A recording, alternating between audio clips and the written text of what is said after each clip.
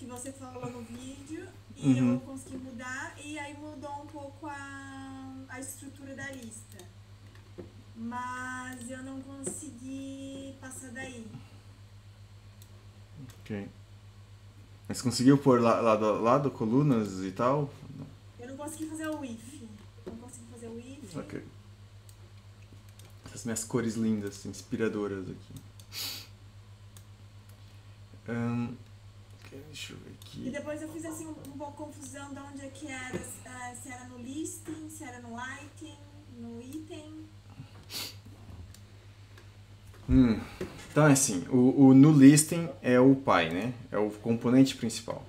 Que esse componente principal depois puxa aqui outros subcomponentes, né? Aqui nesse for.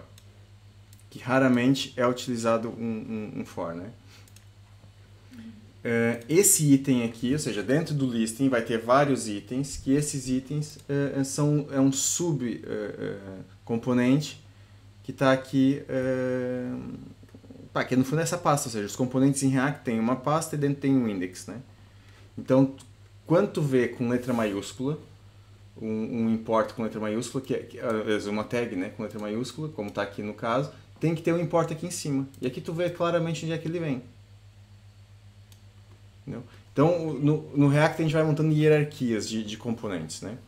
Então a gente tem aqui um componente maior, que é a listagem, que foi o que eu pus cores da outra vez, né? Então tem aqui o meu verde, que é o meu listing, e depois tem aqui dois elementos, um de cada cor. Isso aqui ficou lado a lado porque são as linhas, né? Foi esse aqui, do genérico. Coloquei uma linha à volta. Mas quais são as linhas e quais são as colunas? Row é linha, col é coluna. Daí aqui as colunas depois fica configurado lado a lado se não tiver o span 24. Deixa eu dar. E agora, e como é que eu faço para colocar uma coluna do lado da outra? Então, isso tem que ver. Pronto, por padrão, ela meio que já fica, de acordo com o componente. Se eu tiver aqui um span 4, vamos ver o que acontece. Peraí, deixa eu ver aqui no meu código. Pronto, span 4 ficou assim fininha. Ah, ok. Então, peraí, isso daí tá no... O 8 já preenche tudo, porque o anti-design tem 24 colunas. Então, 8 mais 8, 16, mais 8, 24. Aí ocupou toda a área verde que estava atrás. É o listing, né? Listing, index.js. E depois é no else, não tô encontrando aqui o número. Eu tô no item. Peraí. É que eu faço confusão aqui do item com o listing. O item está dentro do listing. Essa estrutura, atenção que o Cloar tem uma estrutura de componentes em React ultra básica. Isso aqui com projetos com uma árvore, é uma pasta dentro do outro, do outro, e vai embora, entendeu? Portanto, se habituar a esse tipo de navegação de pastas e arquivos é crítico, ou seja, treinar bastante isso e para entender bem. Aqui, o Visual Studio Code não dá uma boa ideia por causa dessa linhazinha aqui, é muito fina. Só uma dica, eu me baseava nessa organização aí, Melina, dando uma olhada no Netuno, porque é a mesma ordem que está no Netuno lá, entendeu? A lista, você vai ver lá, tá lá no Netuno. O item está dentro da lista, lá no Netuno também. Então se você basear por lá, é como se fosse a mesma coisa, só que em pastinhas, né? Repara isso daí que vai ficar bem mais fácil para você. Tá bem, mas eu não tô achando aqui os números, mas pronto, depois eu te pergunto, Eduardo. Eu não tô achando aqui os números. Eu acho que eu tô aqui com o meu Netuno engasgando, impressão minha. Ô Edu, a Melina tem acesso às nossas aulas anteriores ou não?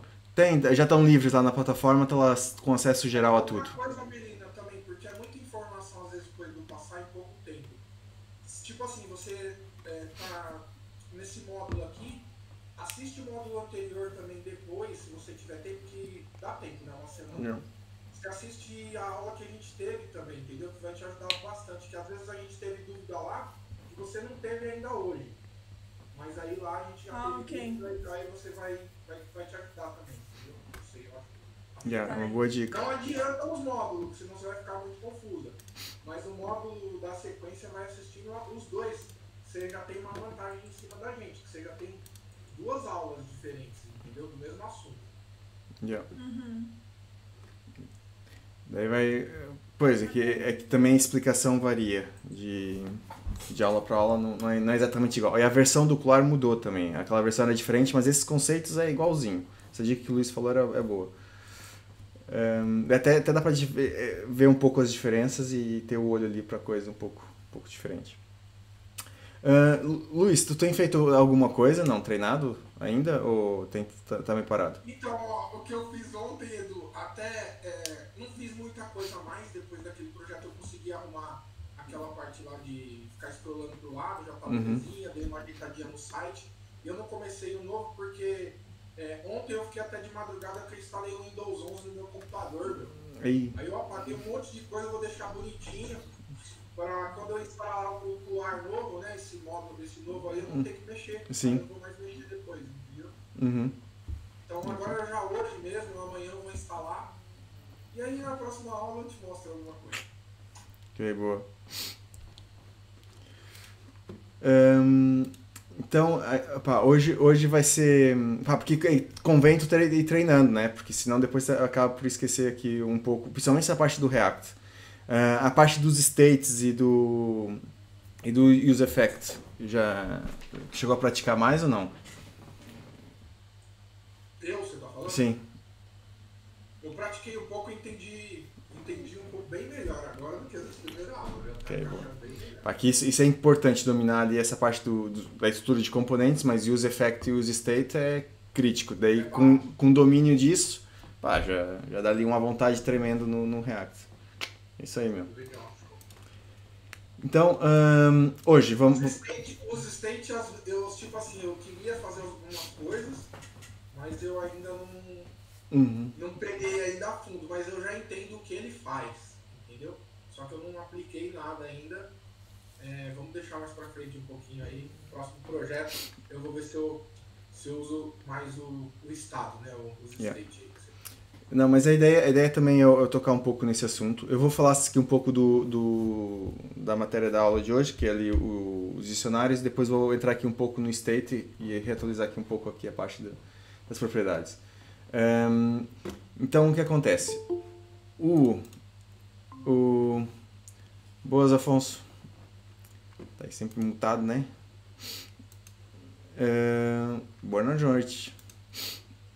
E o que acontece? Um dicionário, a lógica do Netuno é ter aqui essa lógica de chave e valor, que a lógica do dicionário é basicamente essa. Só que associada aqui a um idioma, para o Netuno poder ter tradução. O Ocular antigo não tinha isso, não tinha que já não vinha carregado, vinha vazio essa parte dos dicionários. O novo já vem aqui meio preenchido aqui com uma série de exemplos. Que isso aqui são os dados, no fundo, do formulário de contato quando a gente ativa aqui nas funcionalidades. Né? Tem aqui um tipo do formulário de contato, aí ele já aparece ali todo preenchido com os textos corretos para inglês e português. Então, por exemplo, eu vou criar aqui um dicionário novo. Vou pôr aqui no footer. Olha, o Afonso estava dizendo que não estava conseguindo entrar, não aparecia o ao vivo lá na... Pode ser isso que o pessoal tá batendo. Ih, eu fechei o Discord, putz. Então, abre o Discord. Você quer que eu ponha aqui o... Sim, pode expor lá nas informações.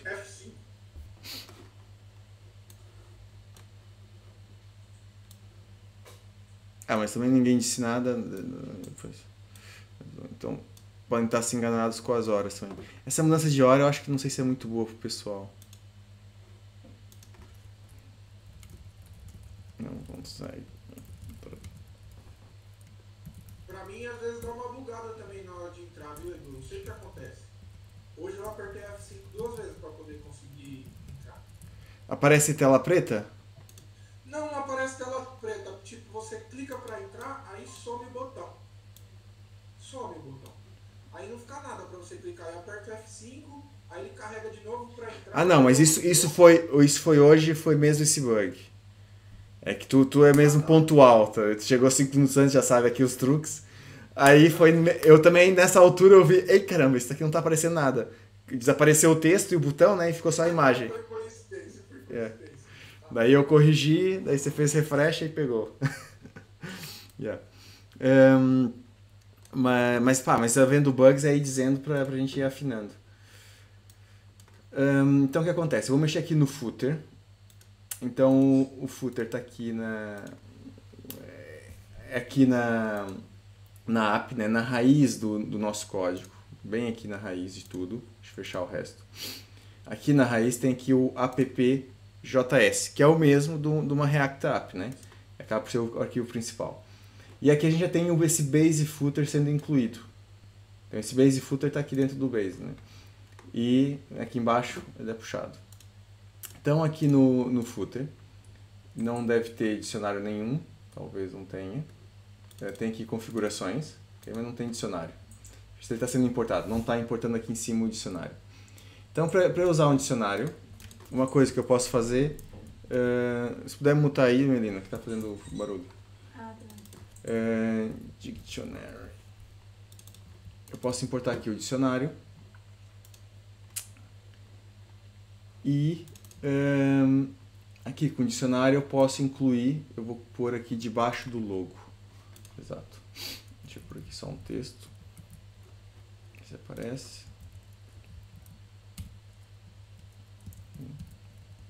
Pronto. E o dicionário tem o entry. Então, rodapé, vou pôr em português. Rodapé, texto, logo. Logo texto é melhor, provavelmente de prioridade. Aí, para eu criar aqui um dicionário com a lógica dos tipos, é mesma lógica, só muda o nome. Aqui é entrada em vez de tipo. Então, que é a nossa chave no dicionário, que aqui é a entrada. E aí eu vou pôr o código. O código é o que eu uso no código, na programação. E aqui essa descrição é para quem gere o back-office entender o que isso é. Então, mais ou menos fica com a mesma lógica. Eu pus em inglês, por aqui em português. Okay. Pronto. Ele está aqui, ele é incluído. E agora é só pôr aqui no dicionário um novo item e escolha aqui o idioma. Logo é o único.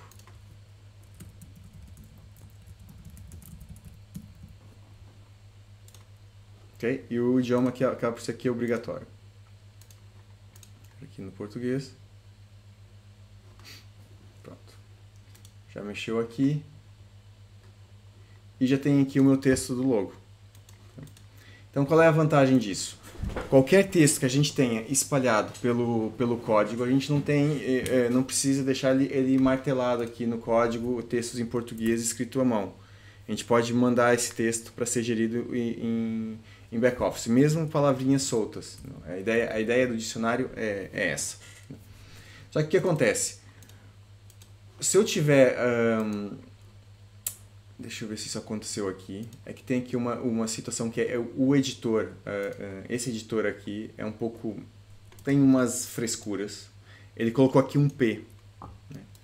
E às vezes a gente tem a situação que eu quero... aqui vai... sei lá...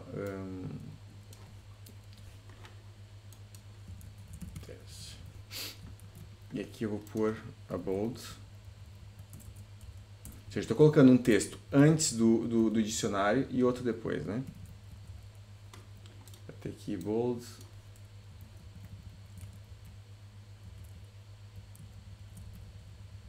E bold. Daí o que aconteceu? Quebrou a linha. E eu queria tudo na mesma linha. Isso acontece porque o editor manda aqui, ele cria automaticamente esse P, muitas vezes, e aí a forma de eliminar isso é não lembro de cabeça. OneLine, é isso. Você vai ver lá o código. Então, OneLine. Se eu passar essa propriedade, como aí já ficou aqui atrás, já ficou bem. Okay?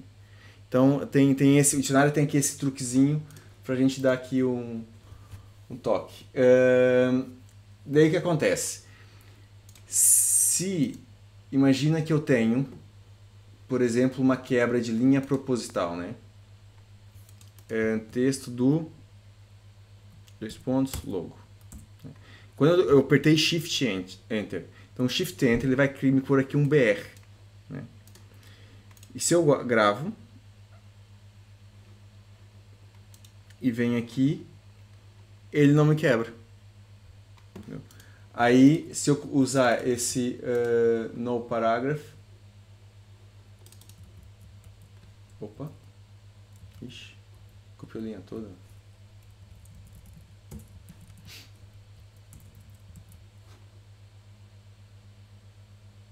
Okay? Aí já funciona de novo. Só que o que aconteceu? Deixa eu ver aqui se está bem.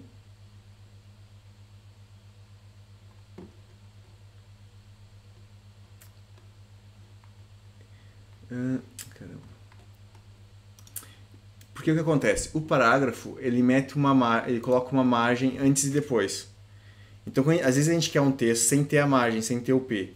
E aí, esse aqui, o no parágrafo, ajuda a eliminar, ele só tira ali o P, mas mantém o BR. Pronto. Então, o dicionário essencialmente é isso. A gente vai criando aqui várias chaves e depois vamos utilizando no código. Outra forma de usar o dicionário é usar ele no código mesmo. Em vez de ser assim, eu chamar a função do código. Então, eu vou pôr aqui ele antes, vou separar aqui para um HR. Alguém sabe o que é o HR? Não. Não? O HR é uma linha. Essa linha aqui. E essa linha, quando a gente quer um traço no site todo, daí a gente, com o style da borda, a gente consegue customizar um pouco aqui ele. Então eu coloquei aqui 2 HRs e colocar aqui no meio aqui o rodapé. Se eu quiser por código, imagina que eu vou usar noutra parte, numa variável ou naquelas janelinhas de notificações. Aí dá muito jeito, porque essas janelinhas de notificações são por código. Então se eu quiser injetar aqui o dicionário por código, daí eu posso usar aqui o Cluar, a classe do Cluar principal, que não está sendo importada aqui. Deixa eu puxar aqui. Cluar, que ela está no common.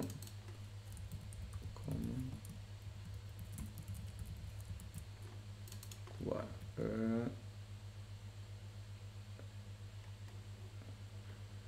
Aí foi 1, 2.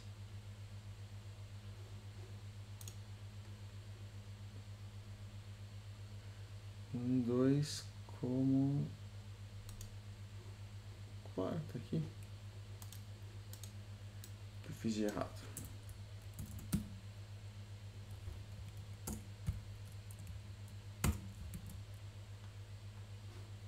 Ah, certo. O errado está aqui embaixo. Então aqui eu posso pôr dictionary. Agora eu não sei o nome, não tenho certeza do nome do método. Então não faz mal, vou lá, eu já sei qual é que é a classe, venho aqui com Ctrl, acho que no Windows é Ctrl, e clico aqui na classe e venho aqui ver os métodos que isso tem. Essa classe tem aqui alguns métodos, mas não é tão complicado.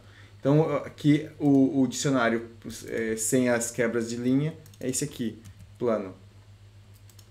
Então venho aqui, coloco Plain Dictionary, passo aqui a minha chave.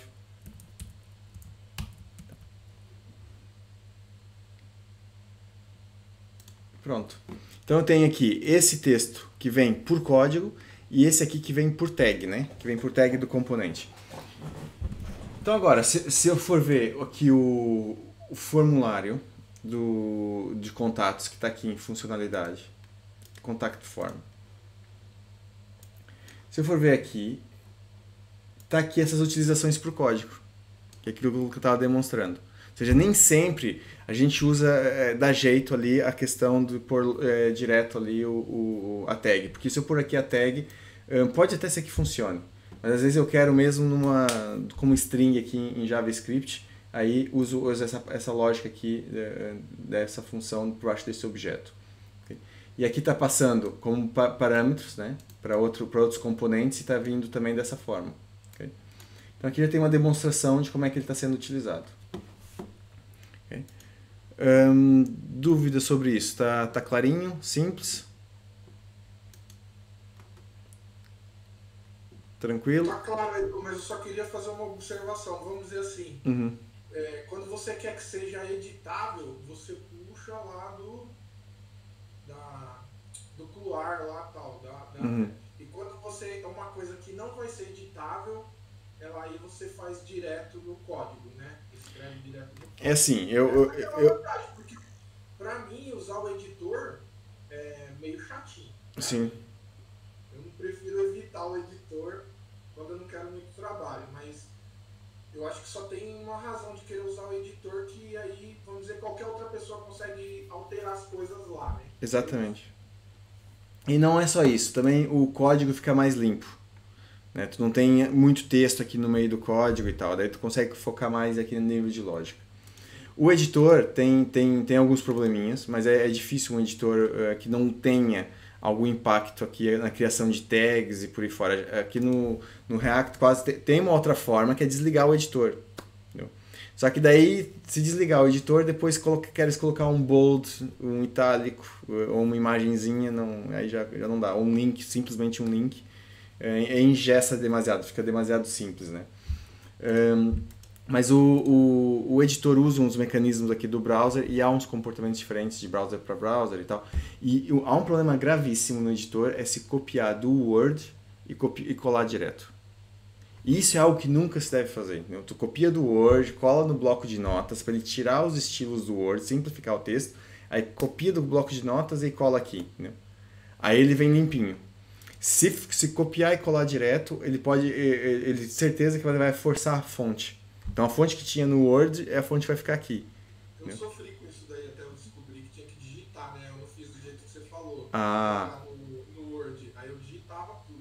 Ah, pronto. Então é isso. Então, olha, eu não expliquei isso da outra vez, peço desculpa. Tem que anotar isso, que tem que ser uma explicação sempre. Porque o editor tem que passar aqui pelo bloco de notas, daí limpa tudo, entendeu? Senão traz aqui mesmo problema. Eu acho que até o Gmail também, quando está escrevendo um mail, se copia lá direto, ele também, acho que... É comum esses editores pela net aí, que permitem um tipo de formatação, quando você cola direto do Word, de um programa que tem um texto mais requintado, traz esse tipo de confusão. Até no seu PC ele não vai reconhecer a fonte, né? A fonte não está nem instalada no seu PC em lugar nenhum, vai pegar da onde as referências. Exatamente. Daí, como é que tu injeta uma fonte customizada? Já fizeste isso, não? Eu comecei a fazer, mas eu não me preocupei muito com isso agora, não estou preocupado mais com outras coisas, mas tem que instalar a fonte lá no npm install lá, né? Não. É assim... Há umas bibliotecas para isso, mas é assim, só por causa de uma fonte adicionar uma biblioteca, no caso aqui dos ícones faz algum sentido. Por exemplo, os ícones, cadê os ícones? Estavam aqui no footer.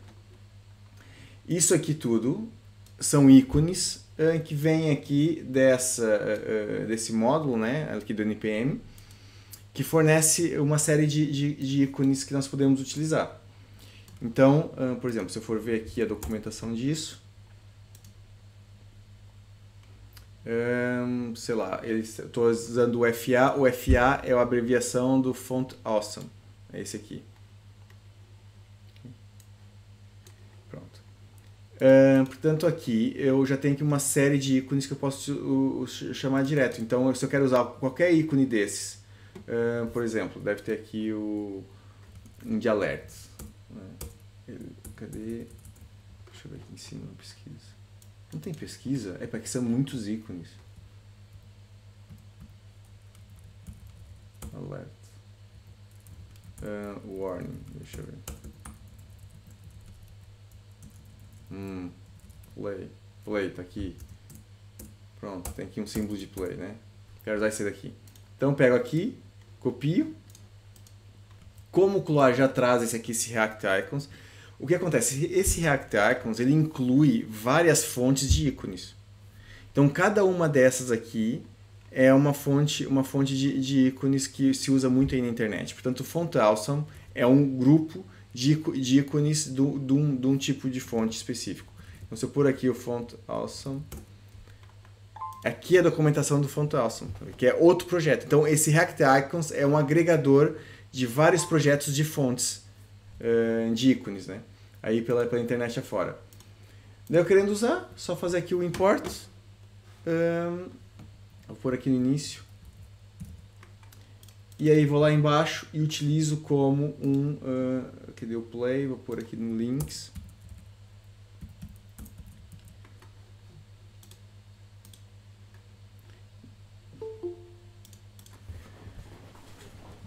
Boas, Marcel. Boa noite, meu. Então, eu só importo lá o componente e aí já fico aqui com o meu botãozinho de play. O que acontece? Se eu quero um tipo de fonte mesmo totalmente diferente, aí isso aqui é só ícones, né? Que já ajuda. Porque tanto quando a gente tem que colocar ícones pelo site afora, convém a gente evitar utilizar imagens. Né? Já muitas fontes que fornecem a maioria dos ícones, quase tudo que a gente precisa tem ali ícones prontos. Nós temos um cliente, por exemplo, no caso do Esporão, que os ícones que foram feitos para aqui, deixa eu ver se eu encontro aqui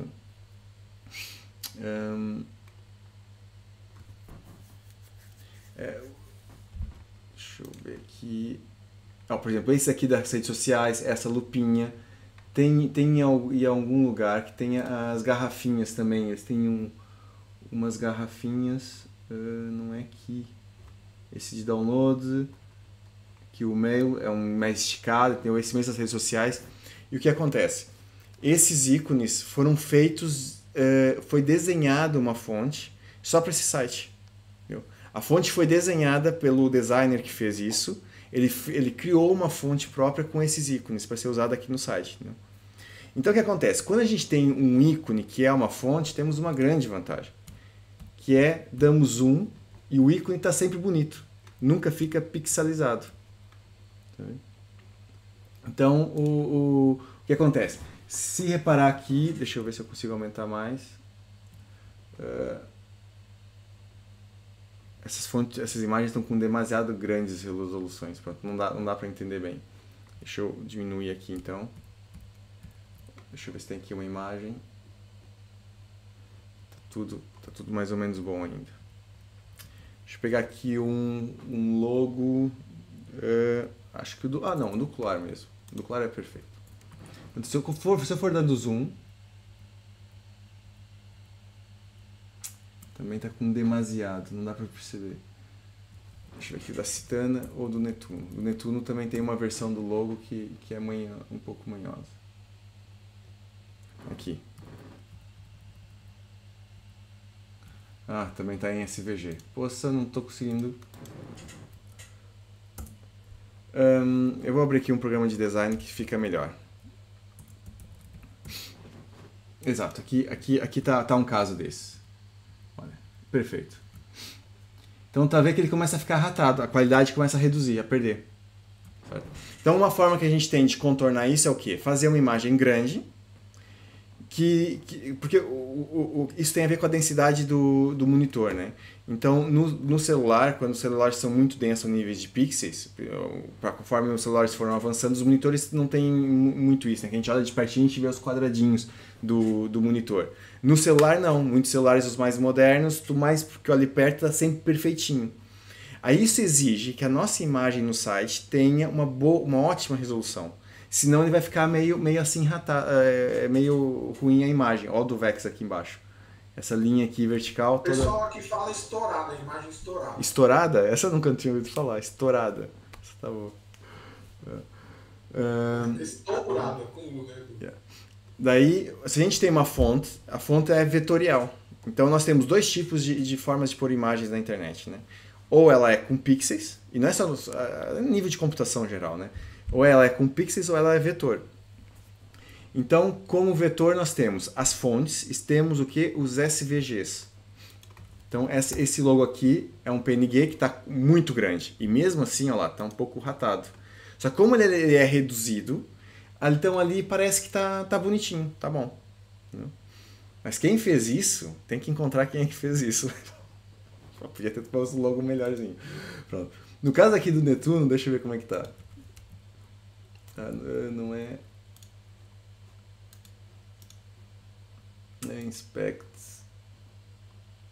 Ele deve estar com background. Olha, o caso do Netuno tá aqui logo direto o hexadecimal da imagem tá aqui no próprio código.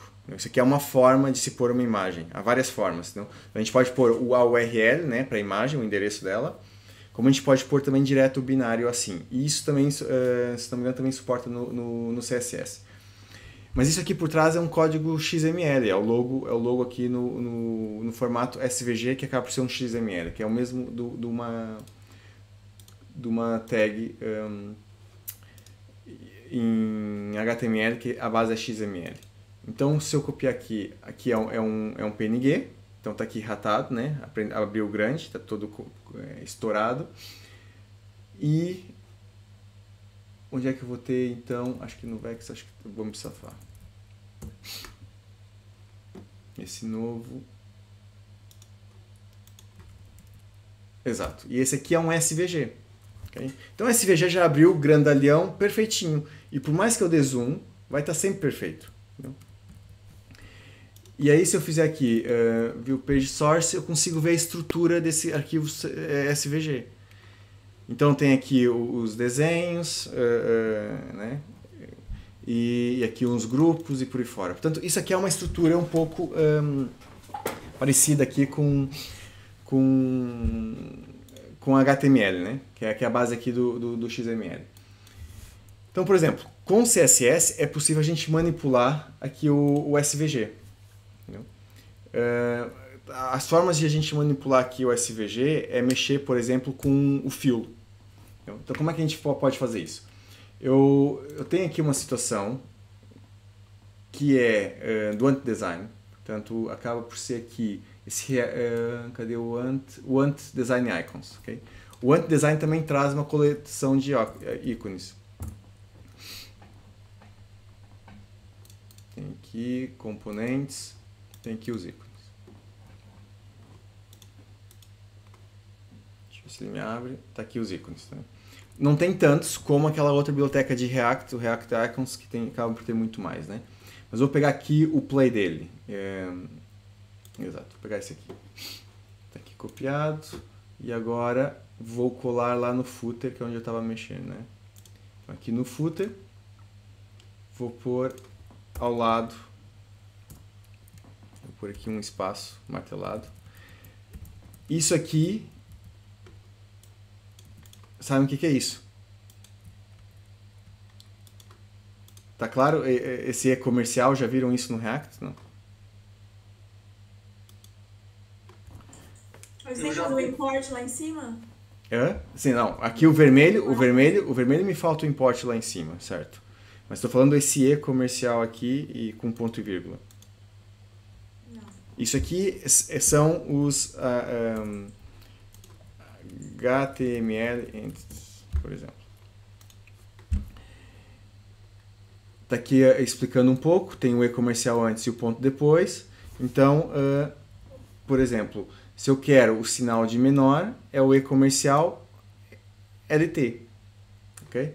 Então, como eu sou das antigas, eu acabo por saber muita coisa de cor. Entendeu? Esse aqui é o A com um tio em cima. Então, por exemplo, Luiz, estavas a falar que colocar texto aqui no código. Né? Quando você coloca texto no código, depois tu envia para o Git, se tiver aqui um problema de encoding, por exemplo, passou de ASCII para UTF-8, ou vice-versa, os teus caracteres, os teus acentos ferram tudo. Que os arquivos de texto têm a questão do encoding do próprio sistema operacional, né? Que às vezes pode se perder. O editor converter e por aí fora. Aí, quando tem acentos no código, é comum ao longo do tempo, mexendo com múltiplas máquinas e múltiplas pessoas no projeto, alguém de repente estraga os acentos. Aí tu tinha lá um textão enorme, tudo lá no código, depois tem que sair substituindo a mão. Aí colocando dessa forma, garante que mesmo que alguém fale... ou seja, isso aqui vai proteger nesse caso. Por isso que convém a gente usar o texto em back-office, que a gente se protege no código desse tipo de situação. Entendeu? Mas aqui, voltando aqui nos ícones do antes, a gente tem para importá-lo. Onde é que estava aqui o dica do import, meu? Devia estar lá em cima. Está aqui embaixo. Pronto, então eu tenho que importá-lo, cá em cima, como a Melina estava a dizer. E o nome dele é esse aqui.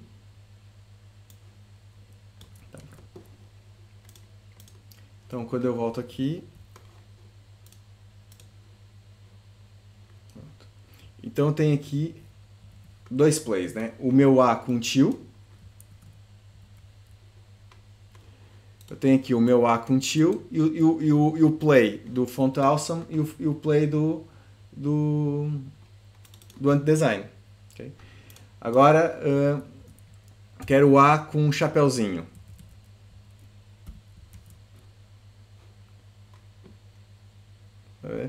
E vai por aí. Portanto, essas codificações, pronto, acaba que esse NBSP é simplesmente um espaço. É criar aqui, forçar um espaço. Aquelas codificações com Alt. Você segura o Alt. Exatamente. Mas é isso mesmo. Mais ou menos isso. Isso é... Aqui é... se não me engano é isso. Acho que 65. Acho que é isso. É o A maiúsculo. É isso. Ainda lembro. Já não fazia isso há muitos anos. Aqui é o código ASCII dos caracteres. Né?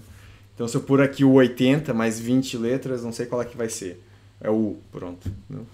Então aqui e o espaço, já não lembro qual é que era. Acho que era o 10. Mas olha, eu não entendi aqui uma coisa. Quando a gente começa a aprender HTML, né, quando você vai... Do cru, ensinam isso, costumam ensinar isso. Sim. E aí tem aquele como que é o nome? NF8? É que quando eu vou começar um projeto HTML, eu sempre coloco o exclamação e ele já abre, já põe tudo e já coloca aquela linha que como é que se diz? Esse aqui? Aceita os acentos. Não estás a falar disso. Não. Exclamação e coloca os acentos. Quando você... Não tem aquela linha que você coloca quando você começa um HTML que é pra sim. Mas isso é o... Acho que já entendi. É o document type, isso aqui? Que daí põe aqui o idioma. Isso. Aí embaixo tem uma parte... É esse, o TF8, isso. Sim. R7, o TF8. Certo, exatamente. Isso é importante. Isso aceita os acentos, não é? Então quer dizer que no React não aceita? Não, é que são coisas diferentes. Isso aqui é a informação para o browser que o código que está sendo enviado do HTML está nessa codificação. Entendeu? Já o código do React é outra coisa, ou seja, o React vai ser compilado ainda. Ele vai gerar o ficheiro, ainda vai fazer o npm build e tal. O React é uma camada mais acima. Mas isso aqui acaba por afetar a página como um todo. Não? Então, isso aqui convém, mas por padrão no nosso idioma, quando é chinês, árabe e tal, pronto, aí pode ter aqui mais impacto. Conosco hoje em dia o TF8 acaba por ser amplamente utilizado. Antigamente também se usava muito ASCII e tal, por causa do pessoal do Windows, e aí ferrava um pouco a coisa. Não? Mas isso é meio que padrão, não precisa se preocupar muito com isso. É que o arquivo em si... Sim. No React, então, eu tenho que colocar tudo isso à mão, como você estava falando? No React tem aqui embaixo, olha aqui o TF8. Isso aqui é a codificação do arquivo, desse meu arquivo de código. Então, conforme eu vou mandar ele para o Git puxá-lo, e passar para a mão de outras pessoas, eles podem, de repente, abrir no editor que não detectou, não tratou por padrão como o TF8, abriu aqui com outra codificação e ferra os acentos. Entendeu?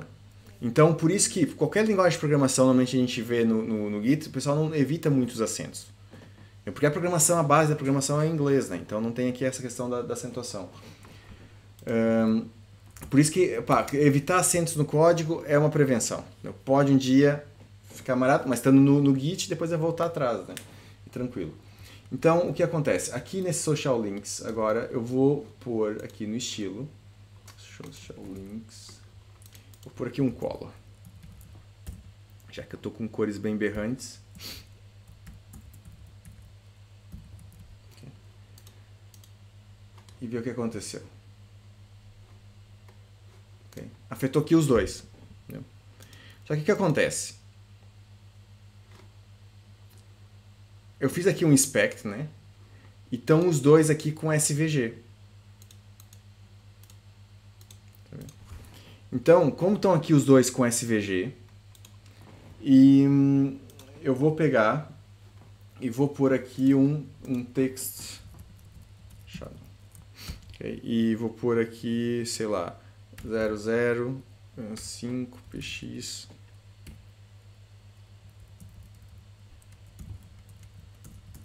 Não, deixa eu pôr aqui, vírgula.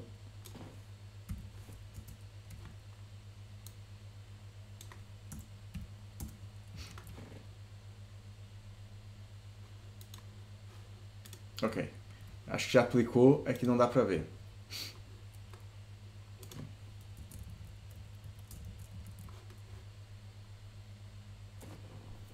Ok? Então eu tenho um sombreado à volta verde, né? Só que não me afetou aqui os SVGs, porque eles são fontes, né? Estão aqui como fonte, mas estão inseridos como imagem de SVG. Então elas não cumprem aqui isso. Apesar de me respeitar, muito provavelmente vai me respeitar aqui. Tem aqui uma macacada que eles fazem que vai respeitar aqui o font size. Se eu pôr aqui 24x, por exemplo, aumenta e as imagens também aumentam, né? Que o SVG estica. Então, uma forma de eu mexer aqui com os SVGs, por exemplo, imagina que eu quero agora, se eu fizer um over, né, aqui com E comercial, ou seja, a ideia do less, né, aqui dentro do py, aqui over. Então, aqui é uma subdefinição aqui dessa classe. Vou pôr aqui uma outra cor. Se eu jogar uma imagem dentro do SVG, ela vai se comportar dessa maneira aí ou não? Não. O que acontece? A imagem vai ir como aquele base 64 que estava no logo do Netune, entendeu? Vai acontecer uma coisa dessa. Depende um pouco de como tu exportar do programa gráfico, que daqui a pouco eu vou mostrar um pouco. Mas normalmente o Illustrator é que tinha uma manha que ele fazia link pro arquivo da imagem, que é pior ainda. Tu vai colocar dentro de um site, ele está linkando uma imagem que sabe sei lá onde. Tá? Mas aí tem uma forma de exportar, para ficar tudo embutido, que daí vai lá o binário da imagem. Pronto. Então eu passo o over por cima e me mudou. Okay? Safei. Deixa eu ver se eu consigo... Deixa eu pôr aqui um button.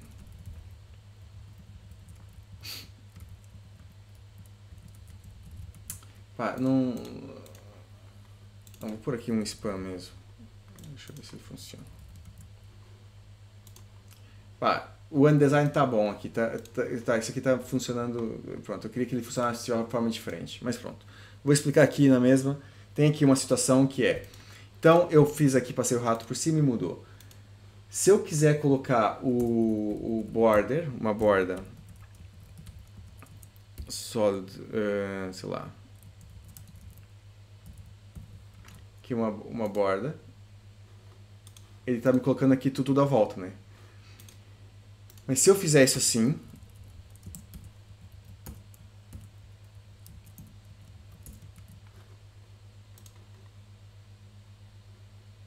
Ficou aqui o quadradinho do SVG. Se eu colocar aqui, que eu sei lá que lá dentro tem uns caminhos, né? Que é os vetores. Já não me faz nada. Okay. Então o que acontece? No CSS a gente pode customizar SVG Stroke. Eu já sei qual é que é o nome. Pronto. Mas a gente pode customizar no SVG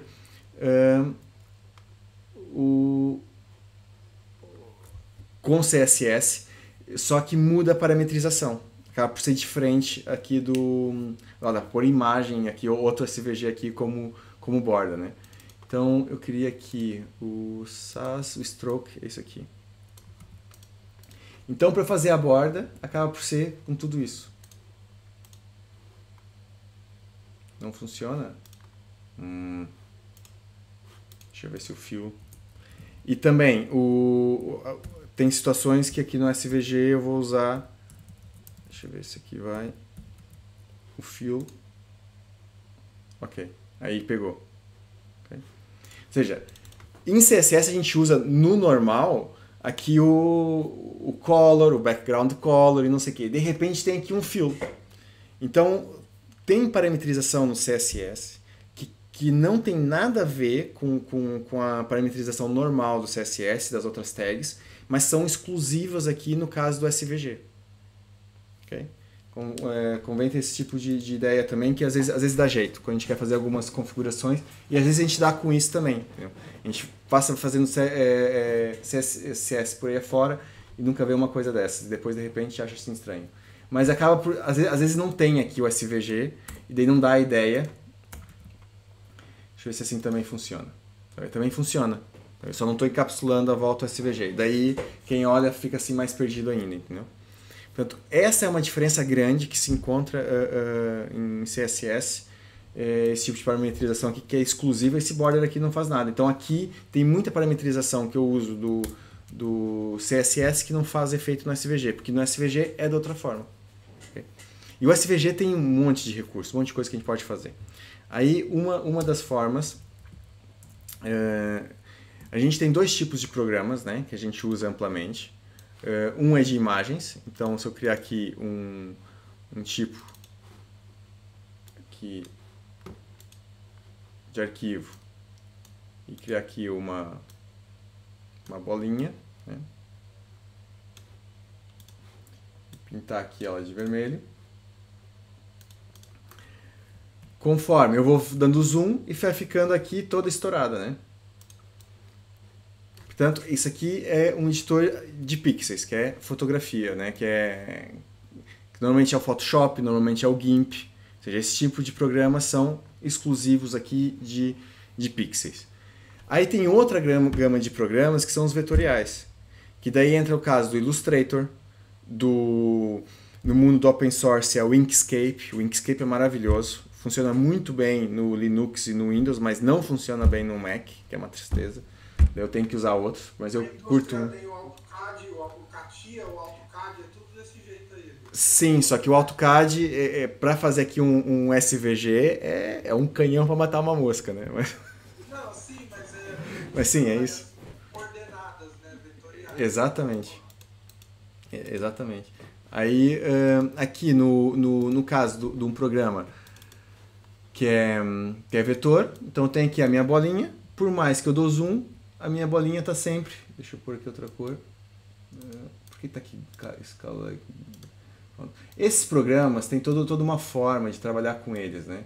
E isso a gente tem que ir pegando com um jeito, porque no trabalho de front-end, aqui ligado aqui ao React, é importantíssimo a gente dominar esse tipo de programa. Esse aqui é o dos pixels, né? Que é o meu editor de imagem.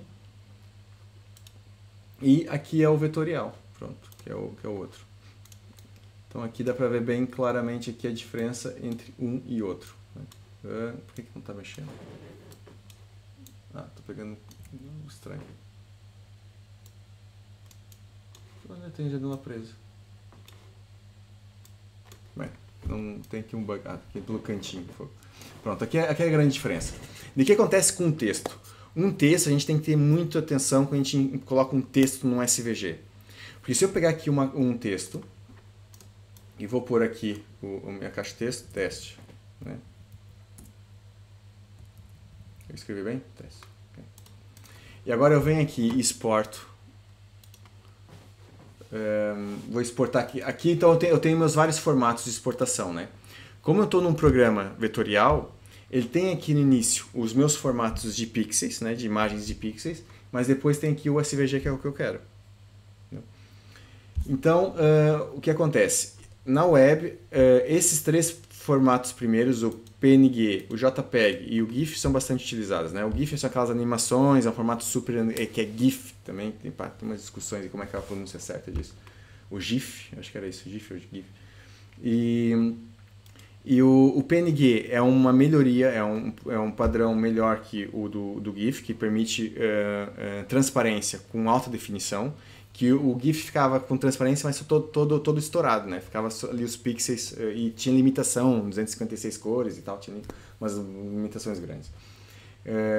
Mas cria imagens simples, muito simples, básicas, né? Acaba por ser mais eficiente que o PNG. Mas como a qualidade da web melhorou ao longo dos anos, o PNG é o formato atual para as imagens transparentes.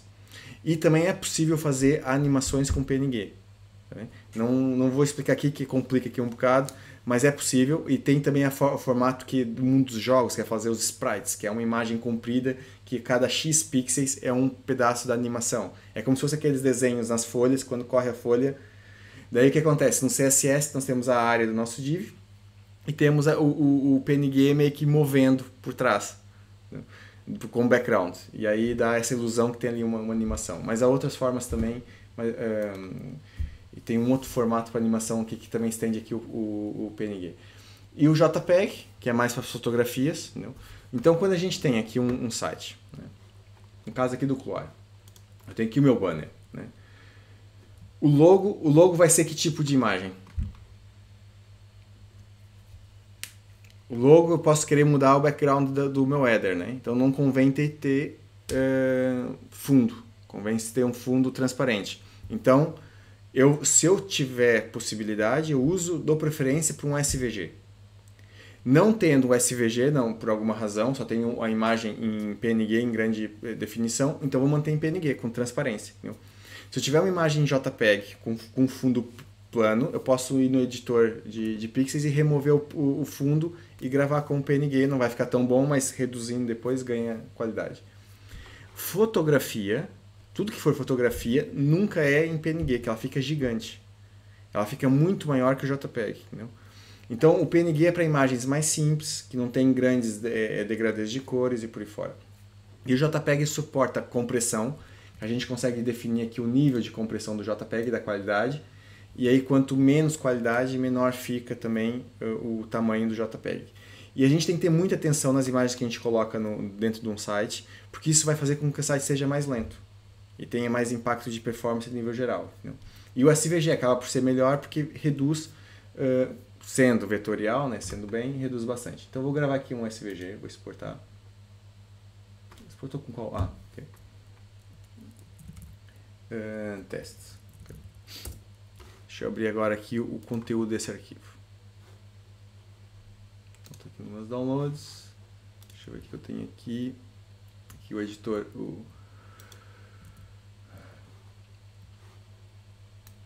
Então, downloads, está aqui. Teste. Eu abro aqui o código. Opa, lá. Tem aqui o código dele. Já tem aqui um problema. Olha aqui o texto. Esse texto está aqui com uma fonte. E entra a questão que estava a falar antes, Luiz. E agora a fonte? O cliente, se eu tiver uma outra fonte que só tem no meu computador e o cliente não tem. Né? E o meu texto está aqui como escrito. Ele separou aqui com T-Spam, fez tudo aqui. Deve ter sido ali na minha edição. Criou aqui uma cena marada. Então, se eu usar uma fonte específica da minha máquina, eu coloco isso no meu site. Quando alguém abrir, vai ter lá uma imagem lá em SVG com texto, e esse texto vai ficar com uma fonte completamente diferente. Então, para eu prevenir nisso, todos os programas vetoriais têm essa função, que é tu seleciona o teu texto, e eu tenho, não aparece aqui, mas eu tenho aqui uma função que eu mando ele ser convertido para curvas. Entendeu? Aí ele me converteu aqui para curvas e o meu texto já não é editável, eu já não consigo editar o texto, já foi. Entendeu? E ele criou aqui desenhos do meu texto, tanto que eu posso mexer cadê aqui o teste aqui, e posso mexer agora com as letras, entendeu? Posso brincar com elas. Okay. E agora, se eu exportar, já não vou ter esse problema de ter nada de texto. Deixa eu fazer aqui.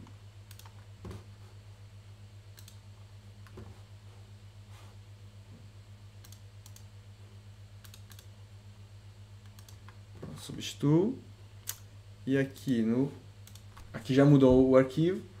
o ficheiro e só tenho agora os desenhos, só os caminhos em forma vetorial, os pontos. Então agora, se eu pegar isso,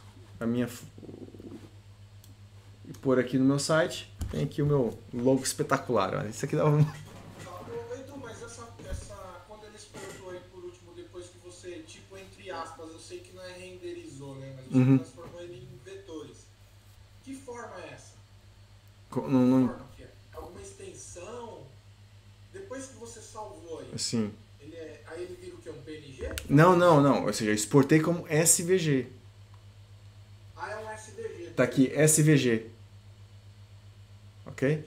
O formato do SVG é isso, tipo aqui o HTML, né? Tipo tags. Tá, Okay. Se você mexer nesses números aí, provavelmente vai bagunçar. Sim. Vai mexer, vai fazer alguma coisa. Vou mexer aqui e 200. Deixa eu ver o que vai acontecer. Ó, crashou aqui. Entendeu? Então a gente vai brincando aqui e vai estragando aqui a coisa. Ok? E é assim, também há formas, a gente, por JavaScript, criar SVG de forma dinâmica. E tem pessoal aí que faz uns algoritmos muito loucos, que faz animações, não sei o que, é tudo código JavaScript, criando esses números assim em runtime. Mas pronto, o pessoal aí pro que gostam de interpretar isso. Pronto, a nível de imagem acaba por ser essencial saber isso por quê? Porque um programador de front-end acaba por sofrer aqui um pouco de ter que fazer o papel, às vezes, de design. Colocar o chapéu de design, às vezes é o chapéu de gajo de user experience, né? Pensar na experiência do utilizador, porque é esperado de um programador de front-end que ele tenha olho para ter umas noções de alinhamento, de cores, tipo, tem sempre uma linha invisível num site de cima a baixo. Aí também tu detecta quando um site está mal feito, que as coisas estão ali meio sambando, né? Tanto tem que ter um enquadramento totalmente vertical no site, sempre linhas invisíveis para ter a coisa bem arrumada, né? Então, e muitas vezes o design que pedem, né, ou um sistema que estão fazendo uma interface web, não tem ali a pessoa que faz o papel de design, ou que faz o papel de user experience. A ideia comum é que nem o programador de back-end, que muitas vezes faz o papel de DBA, está ali estruturando a base de dados e configurando tudo da base de dados, quando seria ideal que fosse um programador, uma pessoa técnica de base de dados, né? Então, muitas vezes, para ter uma equipe, quanto maior é a equipe, mais caro é o projeto. Entendeu? Então, acabam por em equipes mais reduzidas, projetos menos rentáveis, ter pessoas mais multifacetadas. Então acaba por ser quase que obrigatório, mesmo começando aqui na linha de front-end, e pegando noções de design, como trabalhar com ficheiros, pegando as noções básicas de um GIMP e de um Inkscape. Entendeu? O Inkscape é muito fixe mesmo, esse aqui, Inkscape. Okay? É excelente esse programa. Nos Linux instala simples com comando, como é o GIMP, entendeu? Tem desenhos muito bacanas, não sei onde é que tem galeria aqui da comunidade. Tem pessoal que faz desenhos com isso, e é tudo vetor, tu vê e não acredita que às vezes que é vetor. Deixa eu ver aqui essa foto tá um pouco impressionante.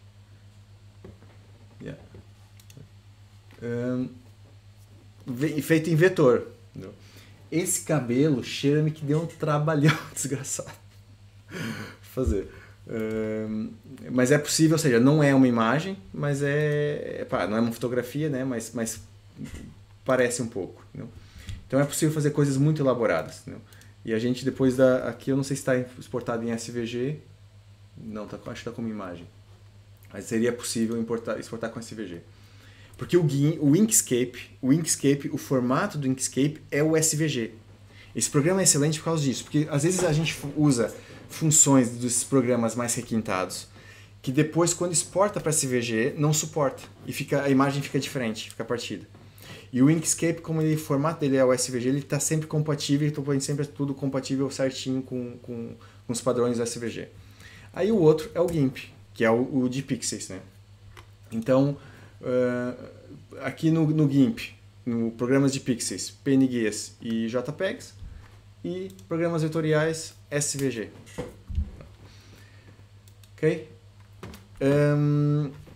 Nessa parte aqui de imagens, coisa e tal, alguma dúvida, algum esclarecimento a mais? Ficou mais ou menos claro?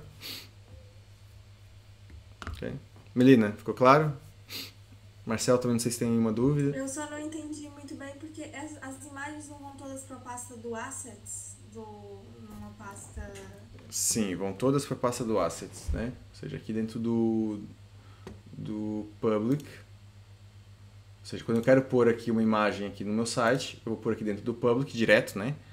E se for importar e colocar aqui na pasta do Image, né? Que é onde está o logo. Se eu quiser mudar o logo, eu mudo aqui. Sim. Então, essas imagens aqui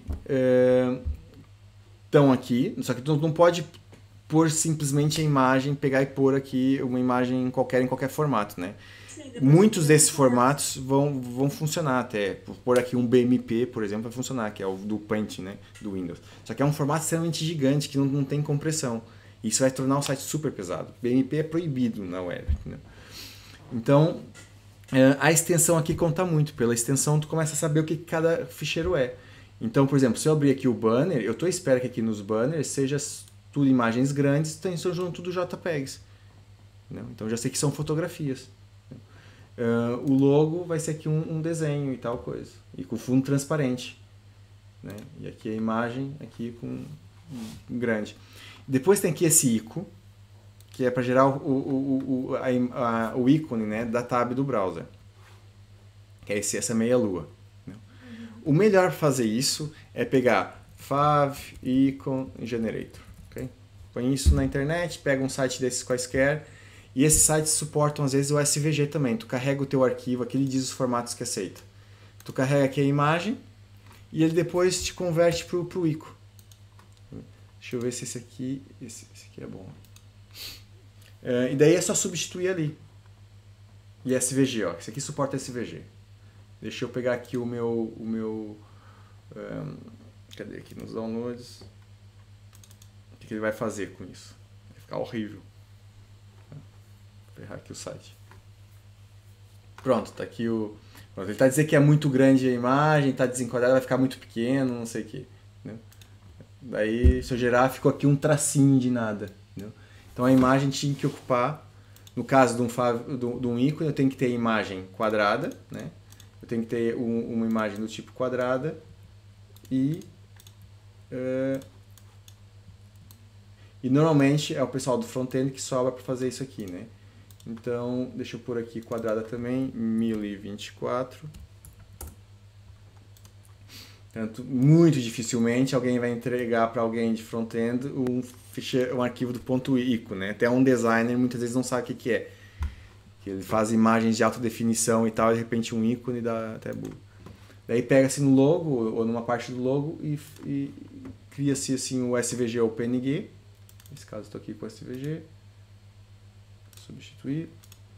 E vem aqui e gera outra vez.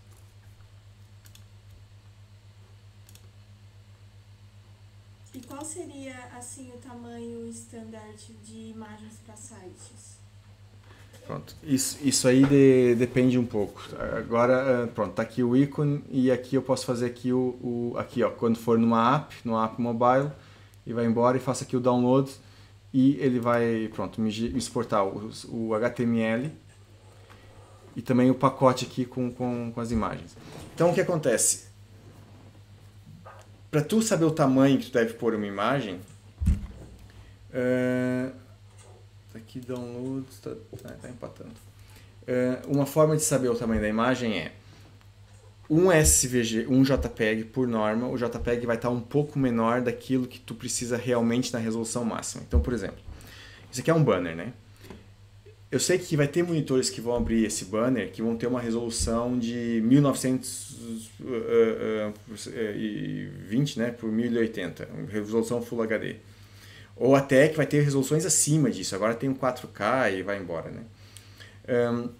Então o que acontece? Eu não vou ter uma imagem acima de 1600. 1600 já é um exagero, porque a imagem vai começar a ficar muito grande. E o JPEG, quando estica, ele meio que consegue enganar um pouco a resolução e meio que passa. E como é muitas cores assim e tal, fotografia, disfarça um pouco. Entendeu? Quando é o logo, que tem umas linhas delicadas e muito clara, com alto nível de contraste, entendeu? Por exemplo, no caso aqui do logo do Netuno, que tem aqui deixa eu pegar aqui, tirar aqui a resolução, né? Ou seja, ele está aqui com fundo preto, então essa linhazinha aqui de baixo, qualquer coisinha ratada vai destacar logo, se estiver estourada, né? O pixel salta logo fora. Então, se eu tiver isso em PNG, eu não tenho JPEG. Então, esse é o maior problema, ou seja, JPEGs, banners, pode fixar tipo 1600, resolução Full HD no máximo, entendeu? E aqui, o tamanho aqui do PNG seria, eu tenho aqui essa área, então eu tenho aqui um número, 148 pixels, que é a minha largura do meu pixel, do meu logo, né? Então, convém eu pôr aqui o logo até 4 vezes mais. Multiplicar por 4 o tamanho. Só que se eu tiver a área do meu banner tipo for, por exemplo, 400 pixels, 4 vezes mais já dá 1200. Aí já é um pouco exagerado. Aí tenta encurtar um pouco. Olha, o logo do Netuno tá aqui clarinho. O logo, mas tá em SVG, mas pronto. Mas tá aqui 740 pixels de largura. E ele tá aqui só com 148. Entendeu? Então, porque uma coisa que a gente tem que ter atenção quando se faz isso, eu vou por aqui.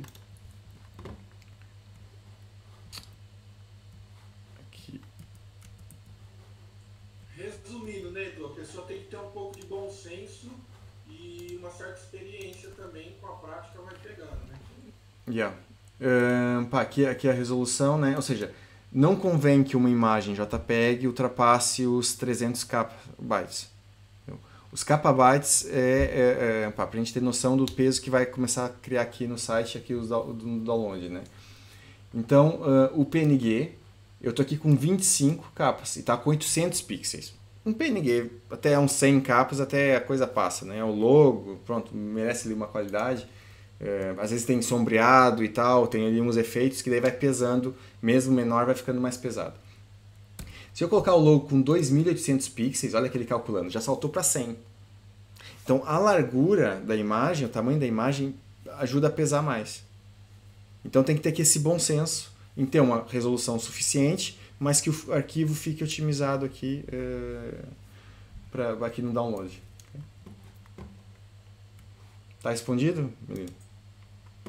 Agora eu tenho aqui uma outra dúvida que quando a gente vai fazer redimensionamento das imagens com CSS, eu encontrei algumas dificuldades. Por exemplo, às vezes a imagem está dentro de um div e você coloca no CSS o redimensionamento no div, a imagem não responde. Por quê? Certo, isso já demonstra ali então. Então aqui o que acontece? Ele me gerou aqui vários arquivos, né? Eu fiz aqui o download dos meus ícones do site. Ele gerou aqui um ponto .ico.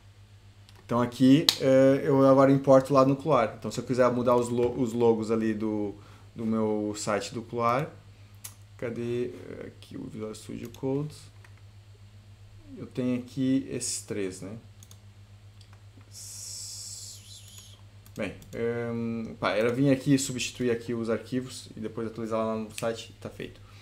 Nesse caso que e acaba por ser crítico quando tu customiza um site, né? O ícone tu vai ter que mexer, não convém deixar aqui o símbolo da meia-lua do Cloar, que até ali para chamar a atenção, senão todo mundo vai saber depois com o que foi feito o site, né?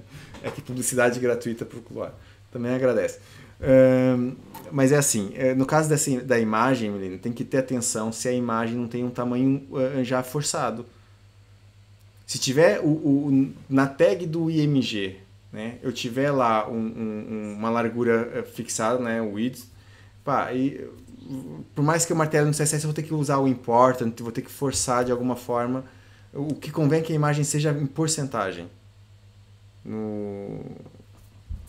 Aqui, quando eu fiz aqui o exemplo aqui da listagem, essa imagem aqui, eu meio que expliquei isso, né? Lá na outra explicação tem lá isso, da aula anterior.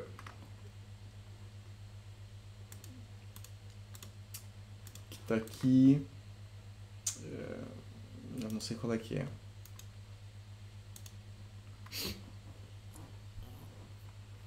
É o item. O item deve ser esse aqui, teste. Teste é esse aqui. Se eu colocar aqui.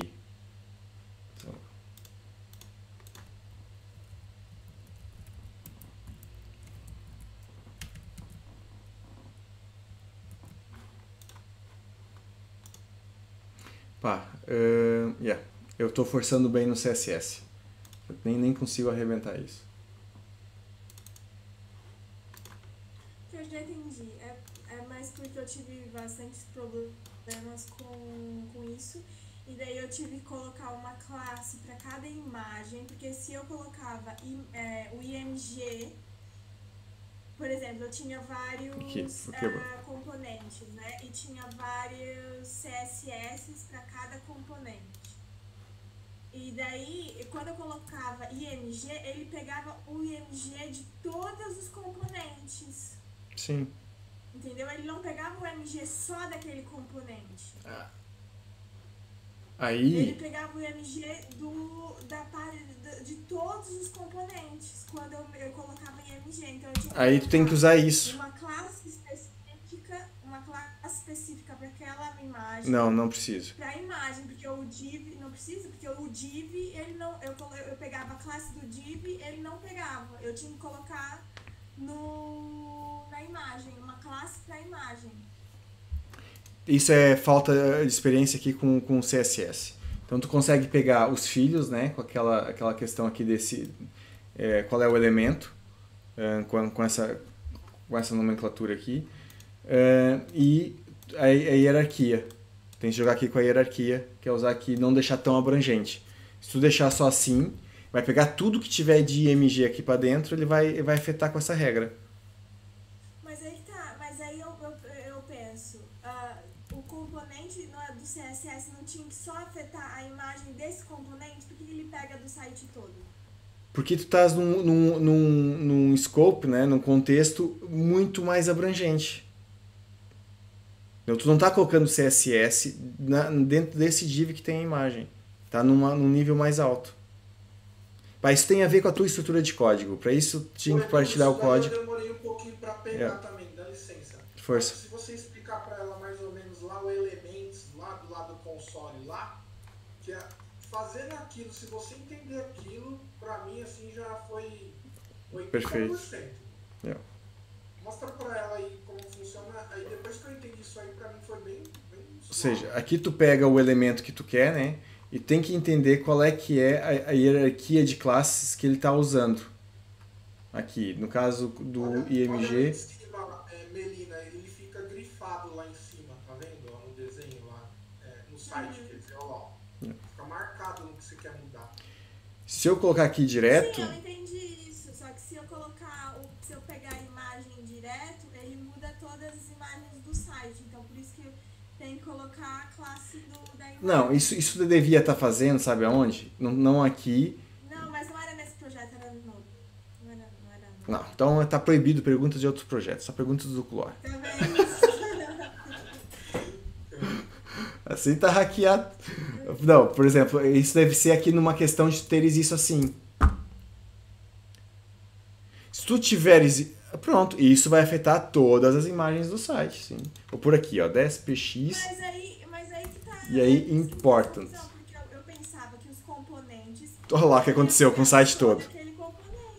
Não, mas aí tu tem que dizer... Pega daí o Elements, pega um elemento aí pra ela e mostra pra ela o caminho, pra ela poder entender. Eu acho que ela Sim. não entendeu. Então, por exemplo, eu tenho aqui esse IMG está dentro desse listing item. Então, se eu colocar assim no CSS, ele vai me pegar todas as imagens do site. Eu não estou limitando que esse IMG só é numa determinada situação. Para eu fazer isso, eu tenho que pôr aqui um ponto. Isso. Okay? Agora vai ser só os IMGs que estão dentro dessa classe. Entendeu? Aí, ó, mexeu aqui com a minha imagem e o resto do site já ficou bom. Entendeu? Então, isso aqui, se eu quiser uma imagem que seja diretamente filho desse onde está essa classe, aí eu uso aqui o sinal de maior. Isso você tem que entender, Melina. Yeah.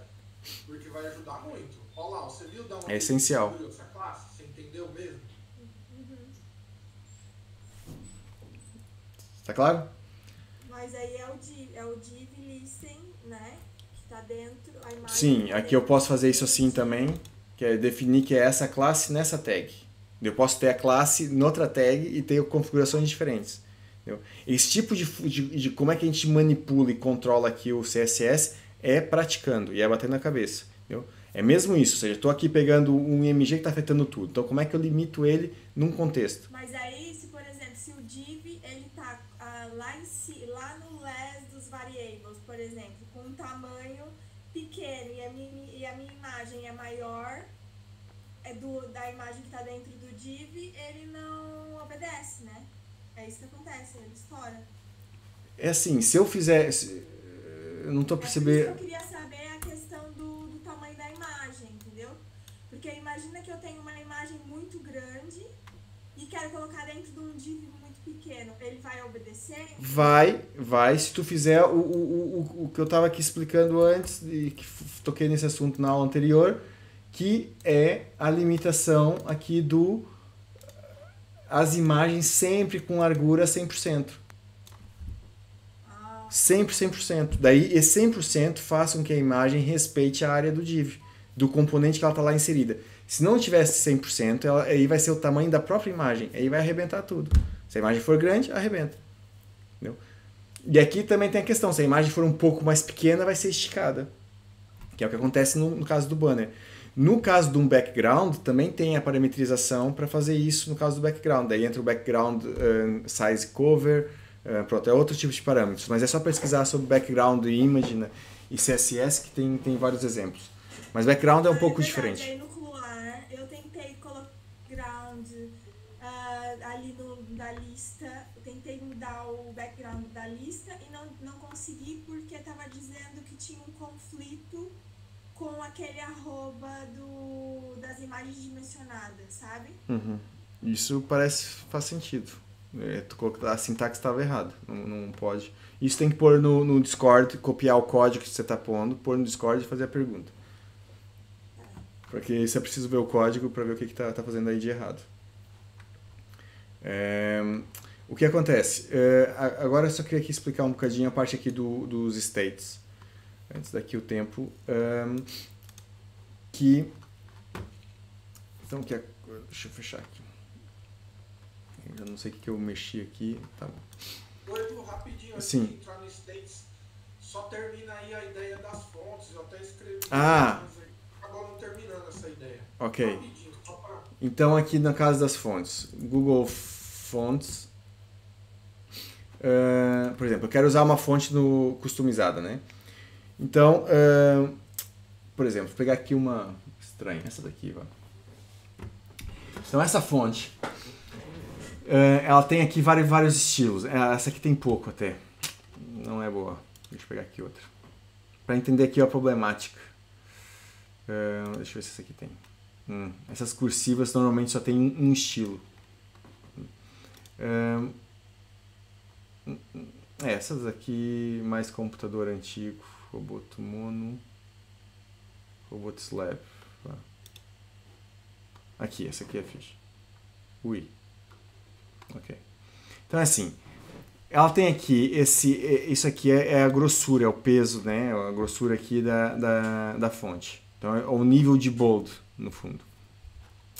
Então aqui o Google Fonts acaba que é muito utilizado pelo pessoal aí.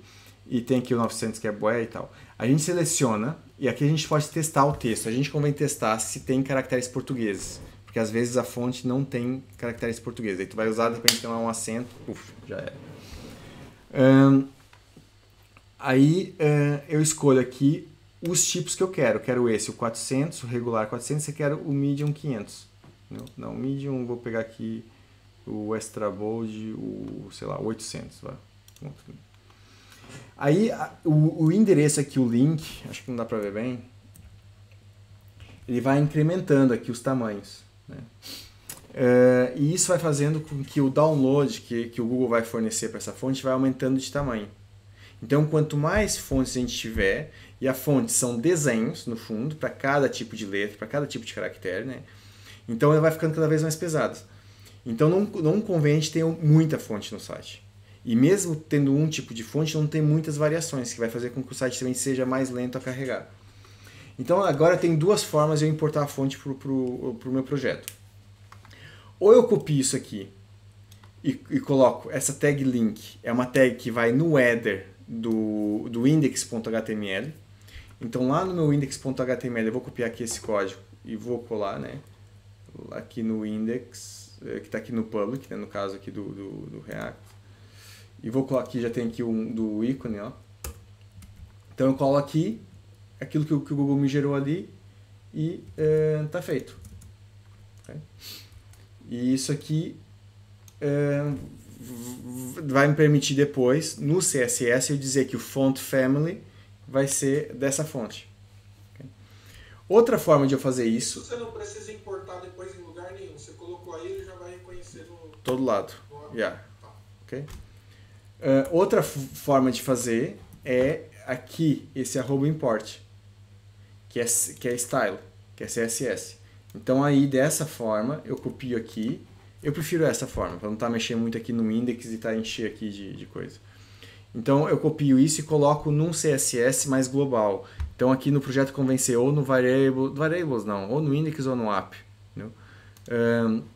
E coloca, pronto, ele sendo importado aqui. Pronto. Aí agora eu posso, aqui ó, já tem aqui o exemplo, como é que eu uso no CSS, aqui esse font family. Então agora eu venho aqui e copio, cadê aqui o meu projeto? Caramba, algo ficou marado. Eu tinha guardado, achou? Deixa eu ver aqui esse listagem genérica. Tá aqui o title. Eu vou pôr aqui mesmo. O que acontece? Não aconteceu nada? Olha. Pronto. Me crashou o front-end. O servidor do Webpack ferrou-se. Deu aqui erro. Não gostou. Por isso que não está atualizando ali a questão da imagem. Vou iniciar aqui. Pronto. Estou aqui com muitas tabs abertas. Vou começar a fechar.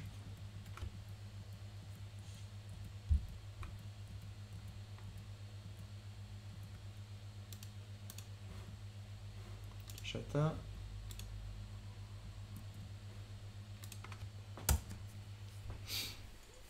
Vamos ver. Daí nós temos aqui o font family, depois temos o font weight, que vai dar aqui o nível de grossura da fonte, né, o nível do bold. Aí como eu sei que a minha fonte só tem 2, ou 400 ou 800, só uso esse. Entendeu? Então junto com o font family convém a gente forçar aqui também qual é o peso, para garantir que tem o bold correto. Ô Edu, mas essa família de fonte aí, você não instalou ela em lugar nenhum, como que... Ah, não precisa? Não, porque imagina, tu estás a fazer um site, aí tens lá um tipo de fonte. Quem vê o site não tem que instalar. O browser, ele tem ali um contexto que ele importa as fontes que tu tem no teu código, só para processar aquela página. Ah tá, então esse trabalho aí vai ser da parte do browser, então. Mas não dá incompatibilidade da fonte do Google com o browser do... Não, hoje em dia não. Não, antigamente houve um tempo na internet que não dava para usar fontes customizadas, era tudo a mesma fonte. Cara. Era o Tahoma, o Arial e Times New Roman, né, o que dominava a web. E o Verdana. E o Verdana também era uma fonte muito usada. Que era padrão de tudo, mas agora tem um acordo, então. As fontes, todas elas têm todos os browsers. Sim. Tem um tipo de extensão quando tem uma fonte que tu faz o download. Eu tenho aqui as fontes do Google e nenhuma delas me serve. Meu, o que aconteceu aqui? Se você quiser uma fonte que você que fez, especial, e aí? Pessoal, me ferrou aqui, não tá levantando isso. Apaga o que você fez, Edu, e faz de novo, igual eu. Caramba. Não sei se tem aqui algum node correndo. Pá, se você pega, faz o download de uma fonte. Nodes. Não tem nada do node, pá. Ou eu deixei aqui algum erro.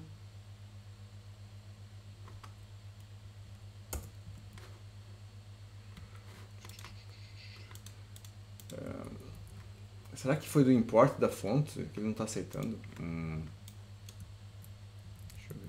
Tirar para ver o que eu sei disso. Então o que acontece? Quando você faz o download da fonte, tem alguns formatos que a fonte vem que o sistema operacional até suporta e não é suportado na web. Então tem que ter atenção a isso. O TTF funciona mais ou menos bem. Tem os formatos para a web que o Google já fornece. Né? Por isso que as fontes do Google acabam por ser seguras. E tem uma boa variedade de fontes lá. E depois tem aquela questão de suportar caracteres portugueses e tudo, que também tem esse filme, às vezes quando é contas externas. Eu acho que foi aqui a fonte que arrebentou. Isso não é bom. Eu no outro dia fiz isso e foi de boa. Olha, é isso. Eu colei a fonte e ele está arrebentando. Ou é essa fonte do Google que tem aqui alguma situação. Então, nesse caso, o remédio é voltar aqui com isso aqui. Então, afinal, olha, não é tão seguro pôr aqui no CSS. Asterisco.less. Achar estranho isso. Depois eu posso investigar melhor como é que é ali no less. Pode ter algum detalhe que me escapou. Mas não era só copiar e colar, tenho certeza. Bem, por isso que usando as do Google e depois o Google também garante que há uma situação que também é como as fontes do Google são muito utilizadas, o browser depois faz cache dessas fontes. Então se entra num site que usa uma fonte do Google, que depois tu usa também, a abertura do teu site vai acabar por ser rápido, entendeu? Porque o browser já fez um cache transversal ali geral, entendeu? Da coisa. Então tem essa vantagem também. Pronto, aqui já mexeu aqui a fonte, mudou. Pronto, me afetou todas as fontes aqui para baixo, entendeu? Se eu mexer agora aqui no 800, deixa eu lá ver no listing. Onde é que estava? Aqui. Se eu pôr aqui 800. Pronto, ficou aqui mais grossa. Essa aqui deve estar forçando uma grossura diferente. Deve estar forçando aqui os 400. Pronto, e por aí vai. Customizar aqui a fonte também dá um trabalhinho. Tem que ir substituindo os lugares que vão indo da fonte para garantir que fica tudo bem aqui nos menus e por aí fora e pondo. Okay.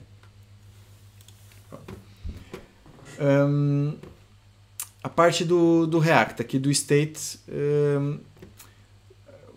acho que vou deixar aqui para a próxima sessão. Porque deixa eu ver só aqui o planeamento. Na próxima sessão, configuração, customização de funcionalidade. Sim, na próxima sessão é mais fácil a gente focar nesse assunto. Fica mais dentro do assunto, em vez de fugir aqui e esticar mais. Tá ok? Tá fechado? Dúvidas? Tudo? Então, pessoal, até para a semana. Há aí uns eventos essa semana aí. Amanhã tem outro, né? Outra sessão. E depois tem o do Roadmap, que vai ter aqui várias pessoas da Citana também discutindo isso. E o horário, acho que eu vou ter que mexer no horário. Já não lembro. Não, acho que o horário tá certo até. Não, acho que tá bem. Acho que era às 5 horas, tem que confirmar. Mas se eu mudar o horário, depois eu aviso ali no Discord. Tem que ver com o pessoal interno se vai estar todo mundo disponível aí. Às 5 horas da tarde? No horário do... Mas vai ser mais cedo, vai ser bem cedo o pessoal do Brasil, né? Sim, no Brasil vai ser o quê? 1 da tarde, né? Por aí. Pronto, como é com o pessoal que também está trabalhando aqui é final do dia, agora com 4 horas diferentes tem essa situação. Para quem puder comparecer, comparece. Não podendo, também vai ter o vídeo ali depois disponível, mas é bom que a gente vai ter umas discussões sobre opiniões. Amanhã, que é 1 hora, Edu? Não, é depois de amanhã, no dia 30. Aliás. Caramba. Não, é que aqui já aqui já é dia 30, aqui já virou a hora. Já é meia-noite. Por isso que eu tava aqui levando um susto. Não, pra ti é depois de amanhã. Exato. Pra nós já é amanhã, mas... É isso. Okay. Portanto, na quinta-feira. Aí já não há dúvidas. E vai ser aqui sobre futuros aqui e também vamos falar um pouco da plataforma aqui de dev, novas coisas que vão ser feitas aí e tal, e ver a opinião do pessoal e por aí fora. Ok? Então tá, pessoal. Até pra semana.